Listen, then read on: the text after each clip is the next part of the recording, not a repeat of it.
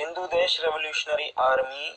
SRA commander सूफी शाह इनायत ने 31 मार्च यौम सिंधु देश के मौके पर अपने जारी किए गए पैगाम में कहा है कि आज का दिन सिंधी कौम के लिए एक तारीखी और तजदीद अहद वफा का दिन है, जिस दिन पर साईं GM सैयद ने जदीद कौम परस्ती के नजरिए की बुनियाद पर सिंधु देश की आज़ादी की जद्दोजहद का ऐलान करते हुए सिंधी कौम और सारी दुनिया के सामने वाज़े किया कि सिंध के रहने वाले अपने वतन, जुबान, कल्चर, तारीखी रिवायात, सियासी और इक़्तिसादी मफादात के बुनियाद पर एक जुदागाना कौम है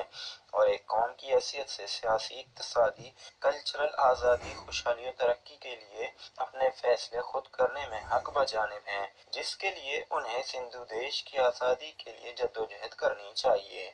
उन्होंने कहा कि सिंधु देश हजारों सालों से बरसगीर हिंद में कलीदा और आज़ाद तारीखी मुल्क की हैसियत से रहता आया है, इसलिए दुनिया के दूसरे आज़ाद ममालिक की तरह इसे भी अपने